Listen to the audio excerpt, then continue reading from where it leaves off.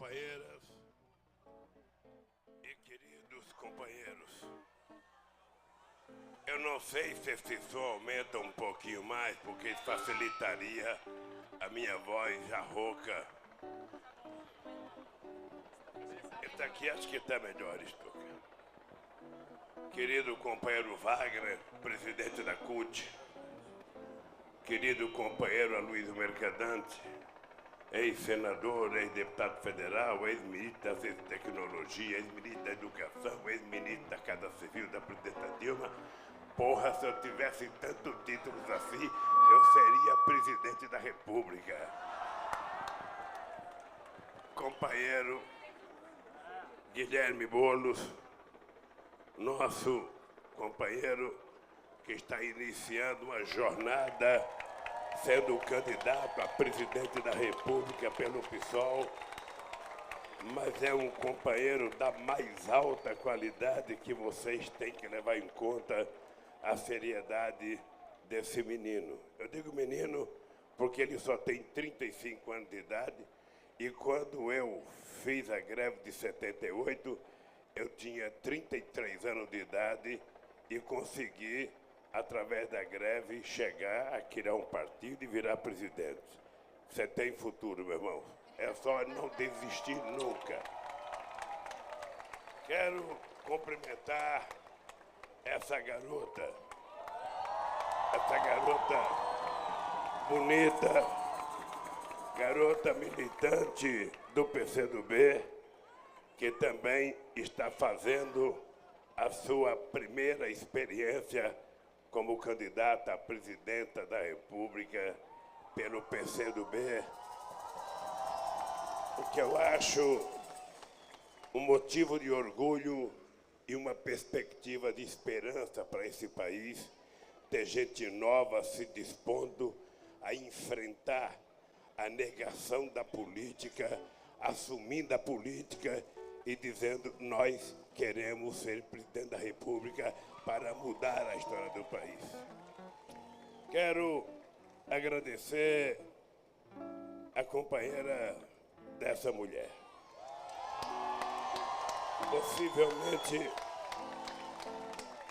Possivelmente a mais injustiçada das mulheres que um dia ousaram fazer política nesse país. A injustiçada pelo jeito de governar, acusada de não saber conversar, acusada de não saber fazer política, mas eu quero ser testemunha de vocês. A Dilma foi a pessoa que me deu a tranquilidade de fazer quase tudo que eu consegui fazer na presidência da República pela confiança, pela seriedade e pela qualidade e competência técnica da Dilma. Eu sou grato de coração, porque não teria sido o que foi se não fosse a companheira Dilma. Portanto, Dilma, você sabe que eu serei profundamente para o resto da vida, repartirei o meu sucesso na presidência com Vossa Excelência, independentemente do que aconteça nesse mundo. Quero cumprimentar o meu querido companheiro Fernando Haddad, que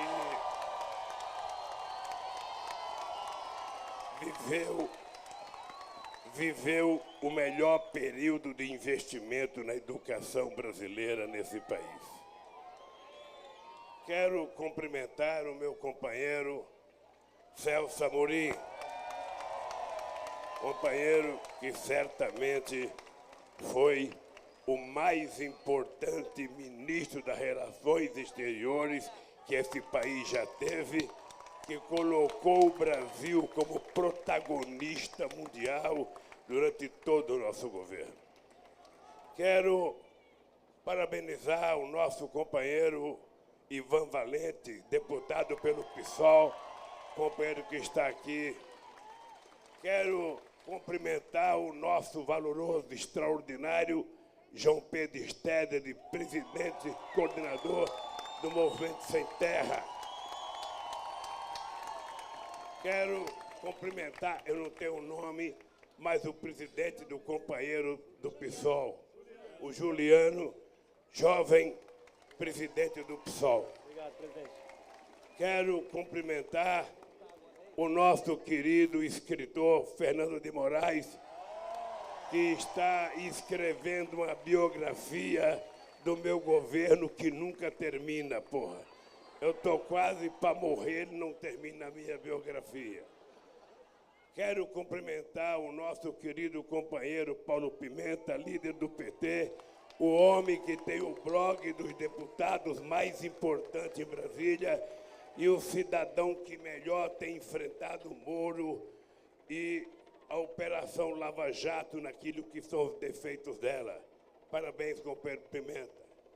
Quero cumprimentar o índio mais esperto do Brasil, o presidente do Piauí, o governador do Piauí, o companheiro Wellington, está cumprindo o 3º mandato e pelo andar das pesquisas, ele está a caminho de cumprir o 4º mandato como governador do estado do Piauí. Quero aqui cumprimentar o companheiro Emídio, tesoureiro do PT, ex-prefeito de Osasco, que tem trabalhado incansavelmente para a gente recuperar o papel do PT na história desse país. Quero cumprimentar o companheiro Orlando Silva, presidente, ou melhor, deputado do PCdoB. Quero cumprimentar o nosso companheiro índio, que é da Intersindical, é um companheiro de muita qualidade. Quero cumprimentar o presidente da CTB, que está aqui, companheiro Adilson, que é um companheiro também muito importante no movimento sindical. Quero cumprimentar a nossa companheira Gleice Hoffmann, a nossa querida presidenta do nosso partido. Quero cumprimentar o companheiro Luiz Marinho, presidente do PT, ministro do Trabalho, ministro da Previdência. Contar 2 coisas do Marinho. O Marinho foi catador de algodão, catador de café e catador de amendoim em Santa Fé. O Marinho foi pintor na Volkswagen. O Marinho foi presidente desse sindicato. O Marinho foi presidente da CUT. O Marinho foi certamente o mais importante ministro de Trabalho no meu governo. E o Marinho foi o melhor ministro da Previdência, que foi o ministro que acabou com a CIRA na Previdência. E o Marinho foi o melhor prefeito que São Bernardo teve. E agora é o nosso presidente estadual. Quero cumprimentar o nosso senador, nosso querido Lindbergh, grande Lindbergh, que eu conheci ainda na campanha para derrubar o Collor. Tentei tirá-lo do PCdoB para levar para o PT, mas a minha relação de amizade com o João Amazonas era tão forte que eu não tive coragem de conversar com ele. Quero cumprimentar aqui, gente, eu não tenho o nome de todo mundo. Eu quero cumprimentar, chamar aqui o Wagner, presidente do Sindicato dos Metalúrgicos de São Bernardo, e o companheiro Moisés. Eu quero... é que está ali atrás, eu não estou vendo o nosso companheiro, senador da República, não vereador, mas futuro senador, Eduardo Suplicy, que está aqui.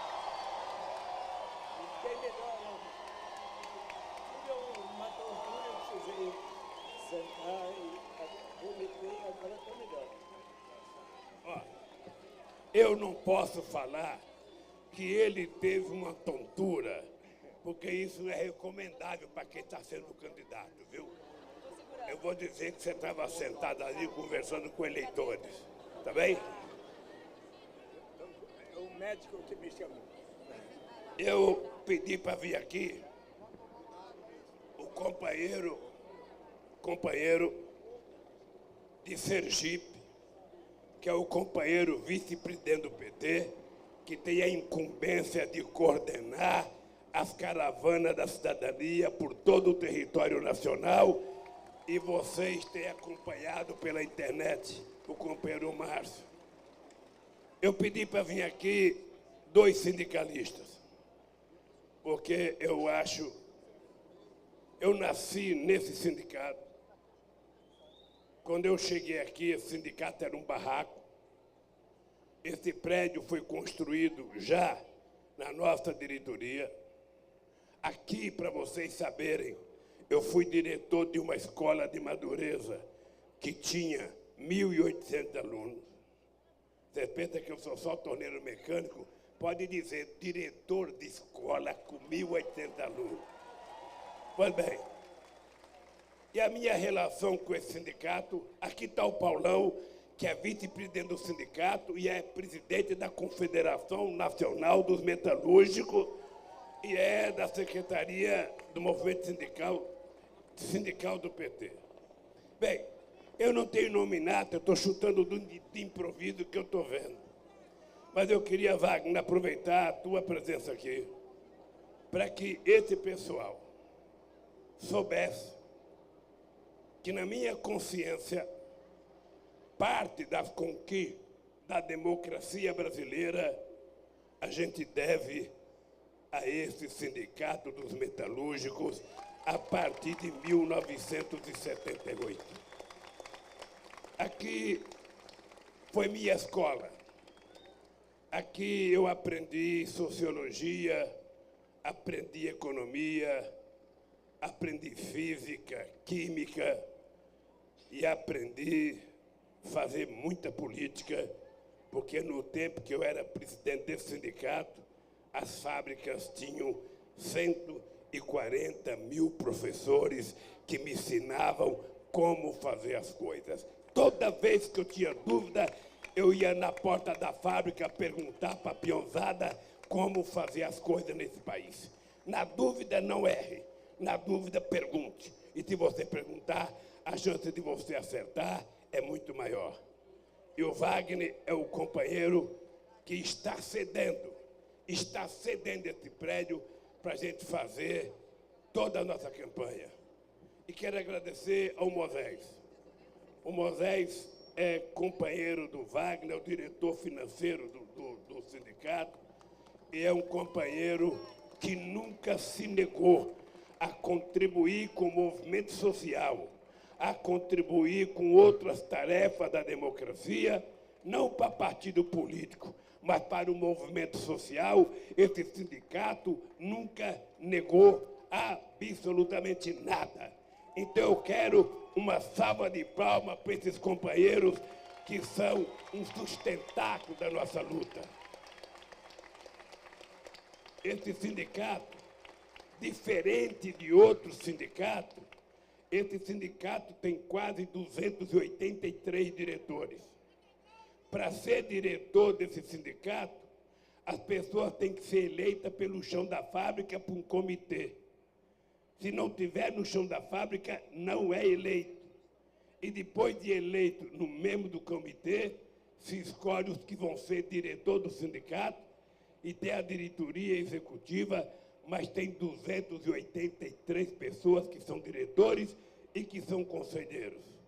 Se a gente fizesse isso em todo o sindicato do Brasil, certamente a gente teria muito menos pelego no movimento sindical brasileiro. Pois bem, eu fiz questão de citar eles, porque às vezes o cara compra o alimento, lava o alimento, cozinha o alimento, leva para a gente comer e a gente sai sem saber que não deu alimento.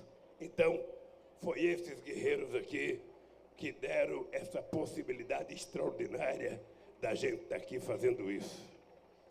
A segunda coisa é que Eu confesso que vivi os meus melhores momentos políticos nesse sindicato.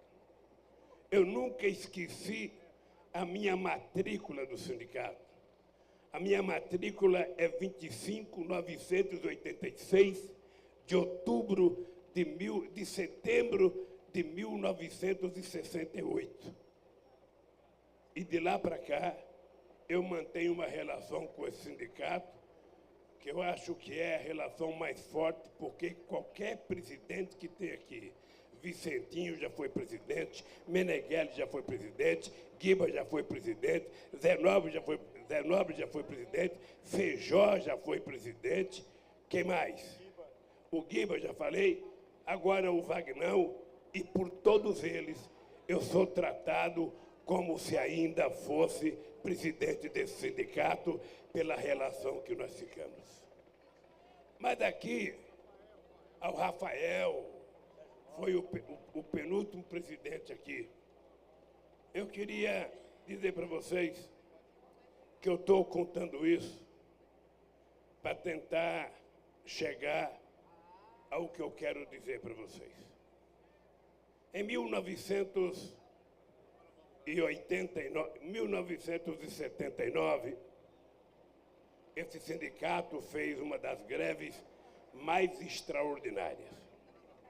E nós conseguimos fazer um acordo com a indústria automobilística que foi talvez o melhor. E eu tinha uma comissão de fábrica com 300 trabalhadores. E o acordo era bom. E eu resolvi levar o acordo para a Assembleia. E resolvi pedir para a comissão de fábrica ir mais cedo para conversar com a peãozada. E eu fazia assembleia de manhã para evitar que o pessoal bebesse um pouquinho à tarde. Porque quando a gente bebe um pouquinho, a gente fica mais ousado. Mesmo assim, não evitava, porque o cara levava litro de conhaque dentro da mala. E eu ainda passava e tomava uma dosinha para a garganta ficar melhor. Coisa que não aconteceu hoje. Pois bem, nós começamos a colocar o acordo em votação. E 100 mil pessoas no estado da Vila Euclides não aceitavam o acordo. Era o melhor possível. A gente não perdia dia de férias, não perdia 13º salário e tinha 15% de aumento. Mas a peãozada estava tão radicalizada que queria 83 ou nada. E nós conseguimos. E aí passamos um ano sendo chamado de pelego pelos trabalhadores. A gente, Guilherme, ia na porta de fábrica, a peãozada, ô Jorge Viana, está aqui o meu querido senador do Acre, que eu não vi, ele é baixinho, nosso querido companheiro, foi governador, foi prefeito, agora é senador do Acre. Obrigado pela presença, companheiro Jorge.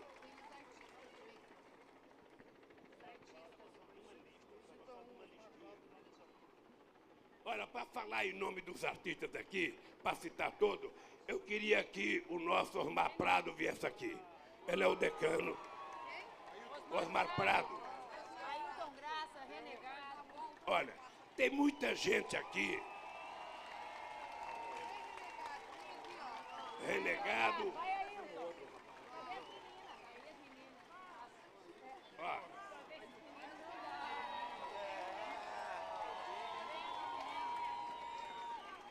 Olha. Tem a mulherada de Belém do Pará. E tem a mulherada do Pará também que está aqui. Mas eu citei o Osmar Prado, porque o Osmar Prado é um artista de uma qualidade irrepreensível. O que Deus não deu de tamanho para ele, deu de inteligência e de capacidade artística. E ele já fez papéis extraordinários. Mas tem um que eu nunca esqueço, que ele era o motorista e ele era tratado como se fosse chamado de tabaco. E o tabaquinho marcou a minha vida e eu fico mais feliz porque ele tem uma posição política extraordinária. E eu acho que isso aqui, telhado, esse telhado, esse telhado, esse telhado, e é com essa gente que a gente vai construir a nova política desse país. Marco Aurélio, minha água, Marco Aurélio. Só posso dizer uma coisinha do tabaco? Posso dizer? Olha, eu vou dar para ele dizer uma coisinha sobre o tabaco. O tabaco tinha 3 mulheres e ainda o que tinha por fora. Aí eu pedi ao autor que desse o final do tabaco, ele sendo traído, porque todo traidor um dia é traído. E aí aparece a mulher do tabaco com uma penca de filho grávida. E ele diz, mulher, como é que você está grávida? Faz mais de um ano que eu não vou lá. Isso é vingança das mulheres. Vingança, porque o homem pensa que só ele é esperto. Mas as mulheres também são espertas. Então, companheiros e companheiras, nós conseguimos, os trabalhadores não aprovaram o acordo. Olha, tem uma pessoa passando mal ali na frente, ali perto da escada, ó, nessa direção. Chegou o médico aí? Olha, gente, se tiver um médico aqui, por favor. Hein? Tem uma médica que vai passar e vai chegar aí. Segura ela aí que tem uma médica que está indo para aí. Ela está ali perto daquelas câmeras de televisão ali. Olha lá, aquele pessoal que está levantando a mão. Muito bem. Espero que não tenha sido a minha voz. Porque se for, eu tenho que parar de falar. Mas eu ia dizendo para vocês, que nós não conseguimos aprovar a proposta que eu considerava boa. E o pessoal, então, passou a desrespeitar a diretoria do sindicato. E eu ia na porta de fábrica e ninguém parava. E a imprensa escrevia, Lula fala para os ouvidos moucos dos trabalhadores. Nós levamos um ano para recuperar o nosso prestígio na categoria. E eu fiquei pensando com ar de vingança. Os trabalhadores dizem que pode fazer 100 dias de greve, 400 dias de greve, que eles vão até o fim, pois eu vou testá-los em 1980. E fizemos a maior greve da nossa história. A maior greve. 41 dias de greve, com 17 dias de greve eu fui preso, e os trabalhadores começaram, depois de alguns dias, furar a greve. E nós, então, eu sei que o Tuma, eu sei que o doutor Almir, eu sei que o doutor Vilela ia dentro da cadeia e falava assim para mim, ô Lula, você tem que acabar com a greve, você precisa dar um conselho para acabar com a greve. E eu dizia, eu não vou acabar com a greve. Os trabalhadores vão decidir por conta própria.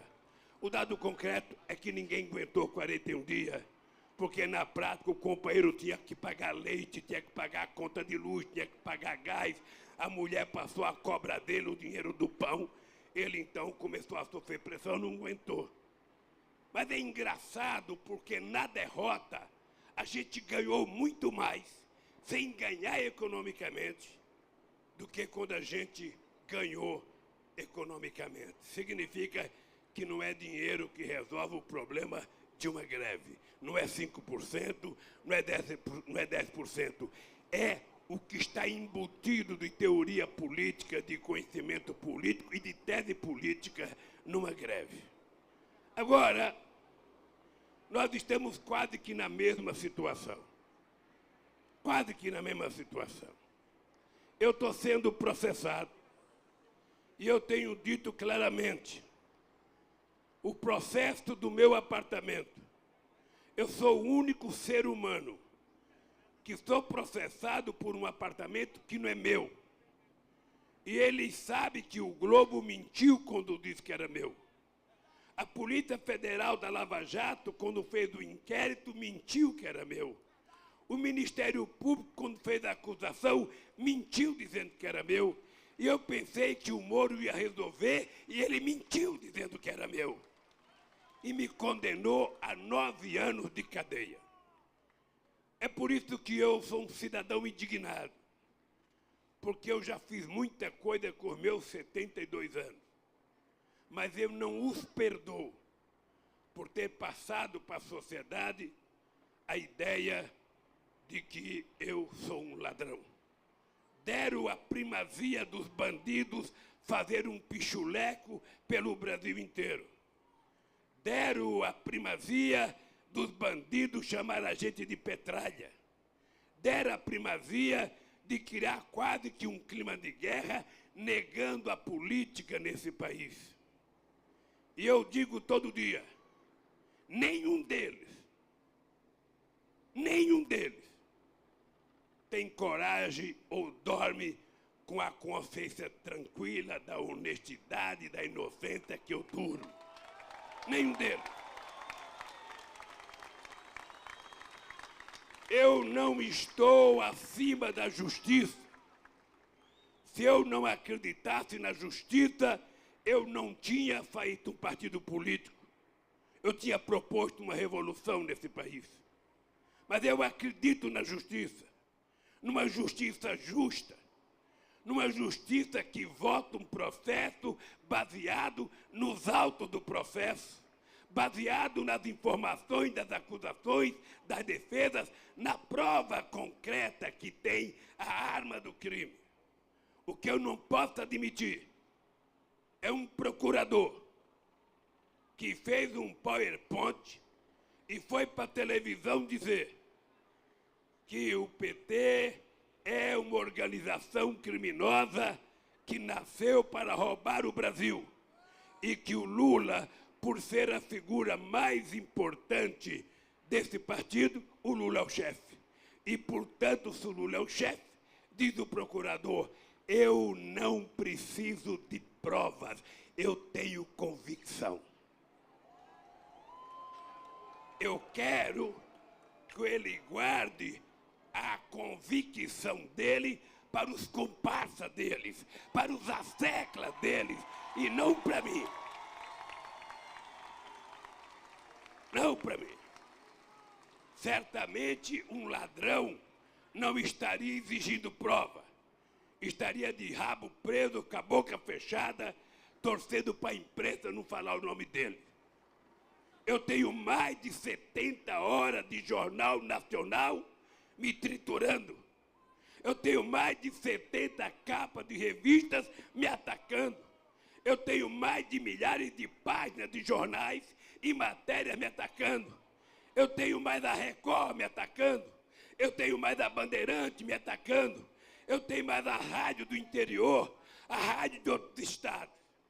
E o que eles não se dão conta é que quanto mais eles me atacam, mais cresce a minha relação com o povo brasileiro.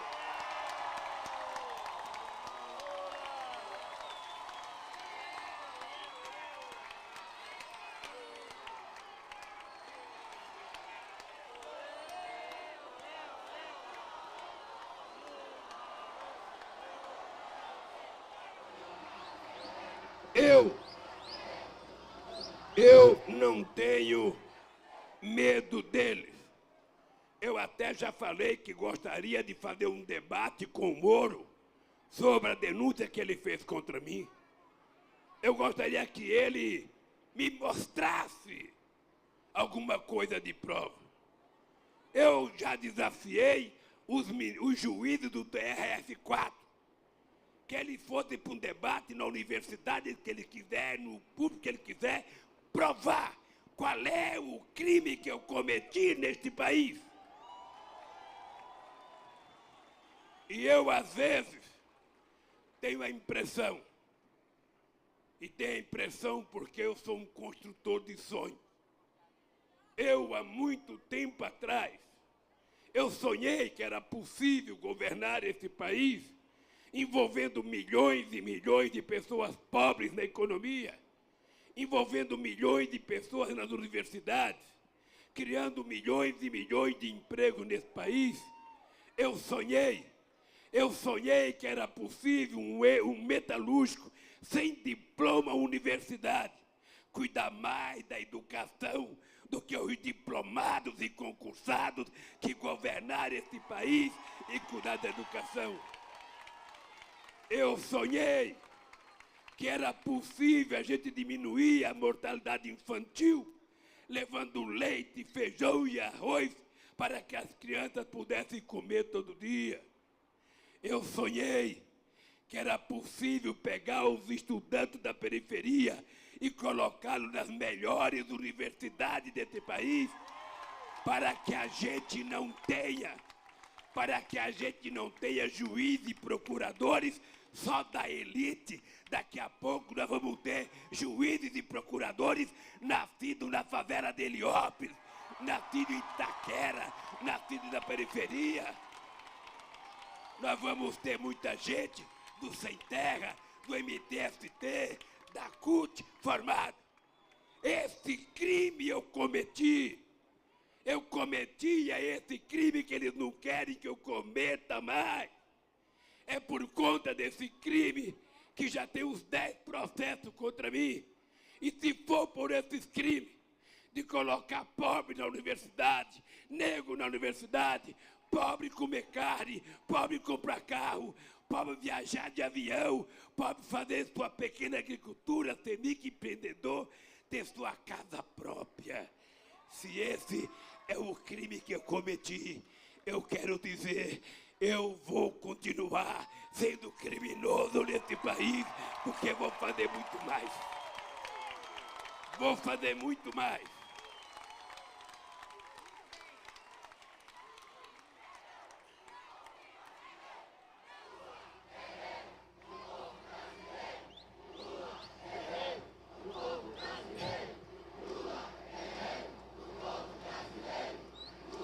Companheiros e companheiras, eu em 1990, em 1986, eu fui o deputado constituinte mais votado na história do país.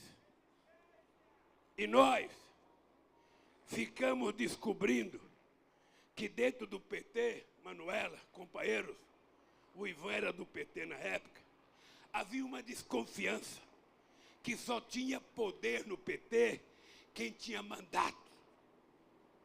Quem não tivesse mandato era tido... Puta, eu não citei o senador Humberto Costa que eu vi aqui.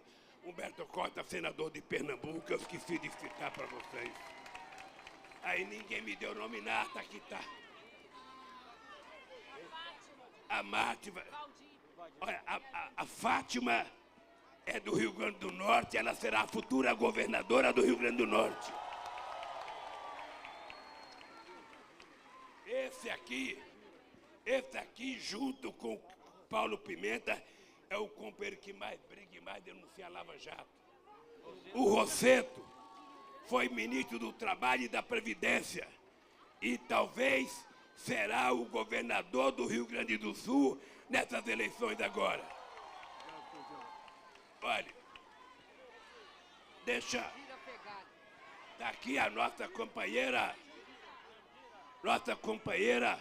Jandira Fegali, que é uma companheira extraordinariamente combativa. Tá? Mas, companheiros, cadê? O Glauber Rocha.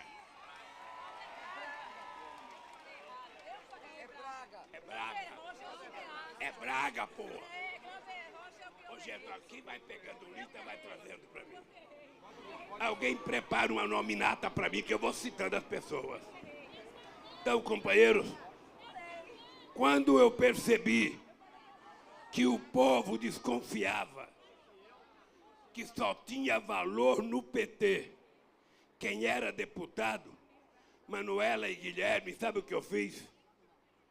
Deixei de ser deputado, porque eu queria provar ao PT que eu ia continuar sendo a figura mais importante do PT sem ter mandato. Porque se alguém quiser ganhar de mim no PT, só tem um jeito, é trabalhar mais do que eu e gostar do povo mais do que eu. Porque se não gostar, não vai ganhar. Pois bem, nós agora estamos num trabalho delicado. Eu talvez viva um momento de maior indignação que um ser humano vive. Não é fácil o que sofre a minha família. Não é fácil o que sofre os meus filhos. Não é fácil o que sofreu a Marisa. E eu quero dizer que a antecipação da morte da Marisa foi a safadeza e a sacanagem que a imprensa e o Ministério Público fizeram contra ela. Tenho certeza. Porque essa gente, eu acho que não tem filho, eu acho que não tem alma e não tem noção do que sente uma mãe ou um pai quando vê um filho massacrado, quando vê um filho sendo atacado. E eu, então, companheiros, resolvi levantar a cabeça. Não pense que eu sou contra a Lava Jato, não. A Lava Jato, se pegar bandido, tem que pegar bandido mesmo que roubou e prender. Todos nós queremos isso. Todos nós, a vida inteira, dizíamos, só prende pobre, não prende rico. Todos nós dizíamos. E eu quero que continue prendendo o rico. Eu quero. Agora, qual é o problema? É que você não pode fazer julgamento subordinado à imprensa. Porque, no fundo, você destrói as pessoas na sociedade, na imagem das pessoas, e depois os juízes vão julgar e falam: eu não posso ir contra a opinião pública, porque a opinião pública está pedindo para caçar. Quem quiser votar com base na opinião pública, largue a toga e vá ser candidato a deputado. Escolha um partido político e vá ser candidato. Ora, a toga, ela é um emprego vitalício. O cidadão tem que votar apenas com base nos autos do processo. Aliás, eu acho que o ministro da Suprema Corte não deveria dar declaração de como vai votar. Nos Estados Unidos, termina a votação e você não sabe em que o cidadão votou, exatamente para que ele não seja vítima de pressão. Imagina um cara sendo acusado de suicídio e não tenha sido ele o assassino. O que é que a família do morto quer? Que ele seja morto, que ele seja condenado. Então, o juiz tem que ter, diferentemente de nós, a cabeça mais fria, mais responsabilidade de fazer acusação ou de condenar. O Ministério Público é uma instituição muito forte. Por isso, esses meninos que entram muito novo, fazem um curso de direito, depois faz 3 anos de concurso, porque o pai pode pagar. Esses meninos precisavam conhecer um pouco da vida, conhecer um pouco de política, para fazer o que eles fazem na sociedade brasileira. Tem uma coisa chamada responsabilidade. E não pense que quando eu falo assim, eu sou contra. Eu fui presidente, indiquei 4 procuradores e fiz discurso em todas as posses. E eu dizia: quanto mais forte for a instituição, mais responsável os seus membros têm que ser. Você não pode condenar a pessoa pela imprensa, para depois você julgá-la.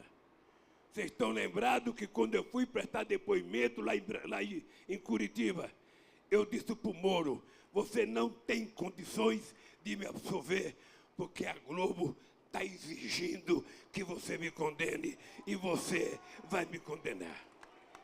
Pois bem,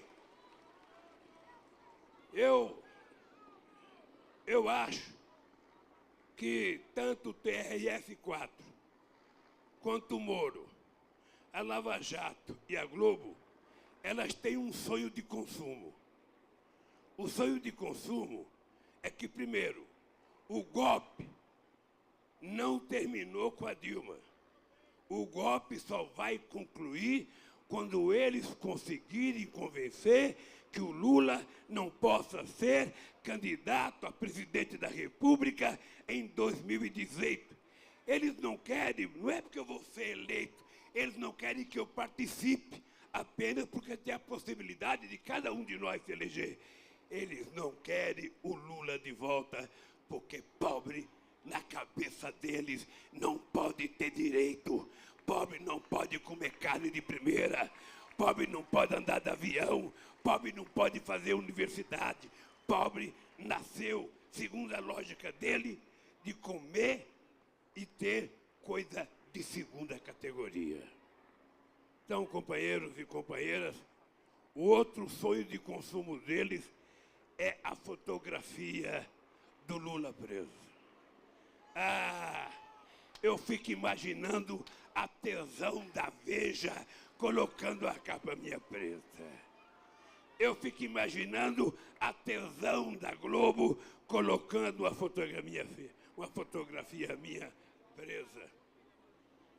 Eles vão ter orgasmo múltiplo.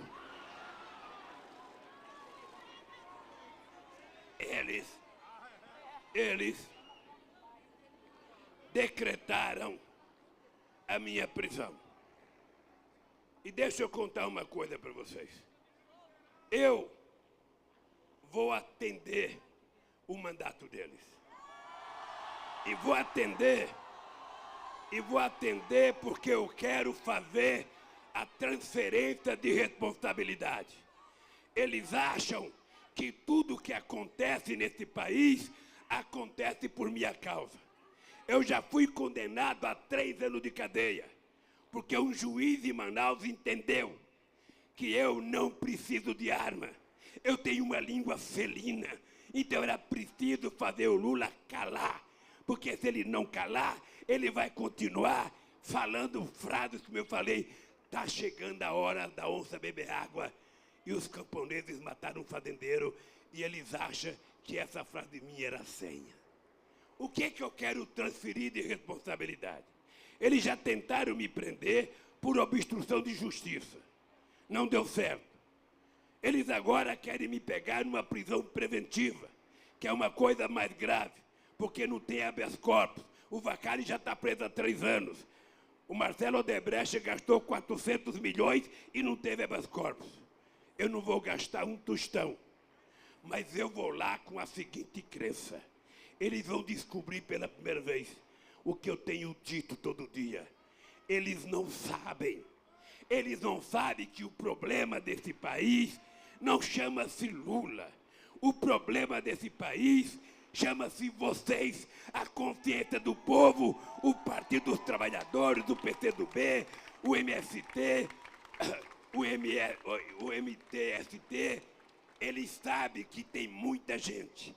E aquilo que a nossa pastora diz, e eu tenho dito todo o discurso, não adiantam tentar evitar que eu ande por esse país, porque tem milhões e milhões de Lulas, de Bolo, de Manuela, de Dilma Rousseff para andar por mim.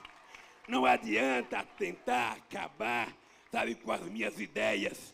Elas já estão pairando no ar e não tem como prendê-las. Não adianta tentar parar o meu sonho, porque quando eu parar de sonhar, eu sonharei pela cabeça de vocês e pelo sono de vocês.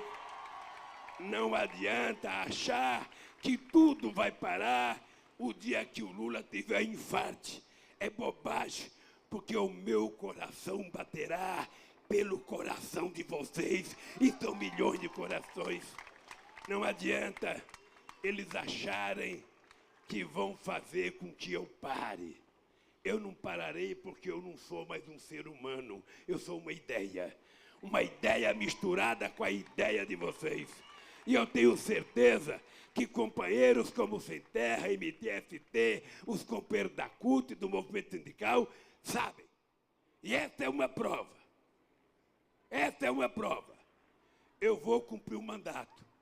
E vocês vão ter que se transformar cada um de vocês não vão mais chamar Chiquinha, Joãozinho, Zezinho, Albertinho. Todos vocês daqui para frente vão virar Lula e vão andar por esse país fazendo o que você tem que fazer. E é todo dia, é todo dia. Eles têm que saber que a morte de um combatente não para a revolução. Eles têm que saber. Eles têm que saber que nós vamos fazer definitivamente uma regulação dos meios de comunicação para que o povo não seja vítima das mentiras todo santo dia. Eles têm que saber que vocês, quem sabe, são até mais inteligentes do que eu e poderão queimar os pneus que vocês tantos queimam, fazer as passeatas que tanto vocês queimam, fazer as ocupações no campo e na cidade. Parecia difícil a ocupação de São Bernardo. E amanhã vocês vão receber a notícia de que ganharam o terreno que vocês invadiram. Portanto, companheiros, eu tive chance agora. Eu estava no Uruguai, entre Livramento e Rivera. E as pessoas diziam assim para mim: Lula, você dá uma voltinha ali, é só atravessar a rua, finge que vai comprar um whiskyzinho, você está no Uruguai junto com o Pepe Mujica e vai embora e não volta mais de pedacinho político. Ô Lula, você pode ir na embaixada da Bolívia, você pode ir na embaixada do Uruguai, ô Lula, vai na embaixada da Rússia, ô Lula, vai na embaixada de quem? De lá você pode ficar falando. Eu falei, eu não tenho mais idade. A minha idade é enfrentá-los de olho no olho. E eu vou enfrentá-los aceitando cumprir o mandato. Eu quero saber quantos dias eles vão pensar que estão me prendendo. E quanto mais dias eles me deixarem lá, mais Lula vai nascer nesse país e mais gente vai querer brigar nesse país. Porque a democracia não tem limite, não tem hora para a gente brigar. Por isso que eu estou fazendo uma coisa muito consciente, mas muito consciente. Eu falei para os companheiros, se dependesse da minha vontade, eu não iria, mas eu vou. Eu vou porque eles vão dizer a partir da manhã que o Lula está foragido, que o Lula está escondido. Não, eu não estou escondido, eu vou lá na barba deles, para eles saberem que eu não tenho medo, para eles saberem que eu não vou correr e para eles saberem que eu vou provar a minha inocência. Eles têm que saber disso. Tá? E façam o que quiserem.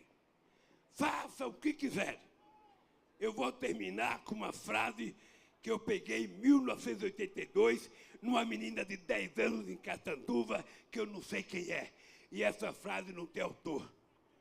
A frase dizia: os poderosos podem matar uma, duas ou três rosas, mas jamais conseguirão deter a chegada da primavera.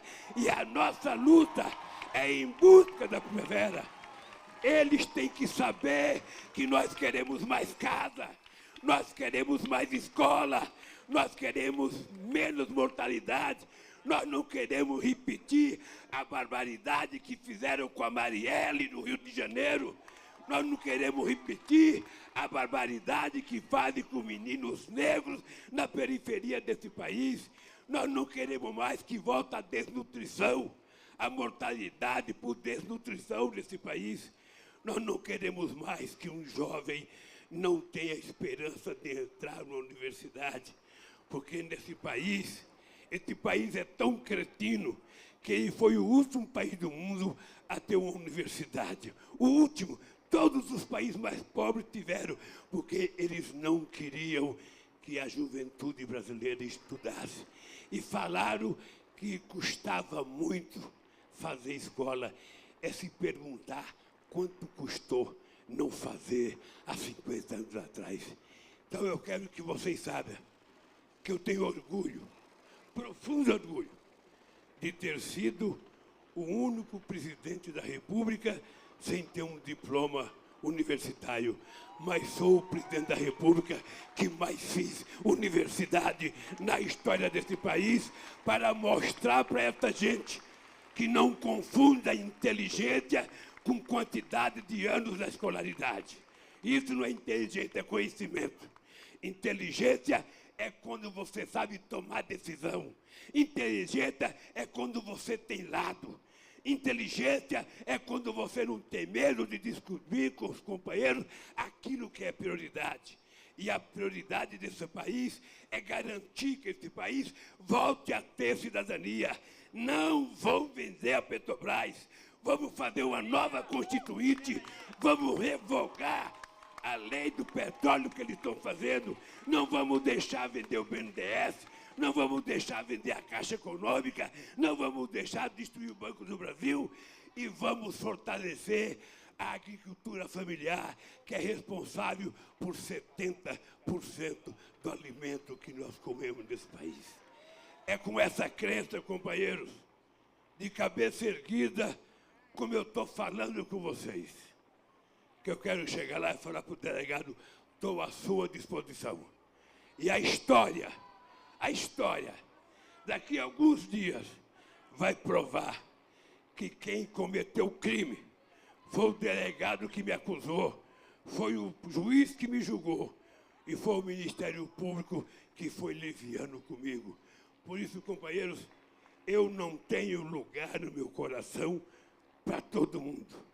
Mas eu quero que vocês saibam, se tem uma coisa que eu aprendi a gostar nesse mundo, é da minha relação com o povo. Quando eu pego na mão de um de vocês, quando eu abraço um de vocês, quando eu beijo, porque agora estou beijando homem e mulher igualzinho, não mistura mais. Quando eu beijo um de vocês, eu não estou beijando com segundas intenções. Eu estou beijando porque quando eu era presidente, eu dizia: eu vou votar para onde eu vim. E eu sei quem são meus amigos eternos e quem são os amigos eventuais. Os de gravatinha que iam atrás de mim, agora desapareceram. E quem está comigo é aqueles companheiros que eram meus amigos antes de eu ser presidente da República. É aqueles que comiam rabada aqui no Zelão. É aqueles que comiam frango com polenta ali no Demarque. É aquele que tomava caldo de mocotó no Zelão. Esses continuam sendo os nossos amigos. É aqueles que têm coragem de invadir um terreno para fazer casa.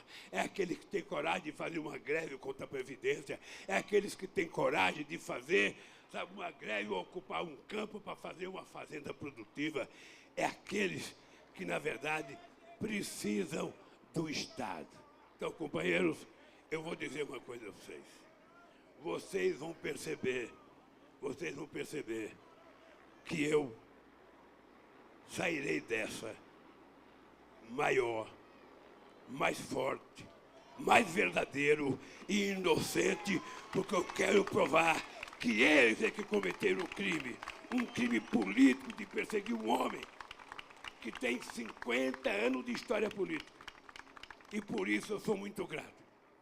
Eu não tenho como pagar a gratidão, o carinho e o respeito que vocês têm dedicado por mim nesses tantos anos.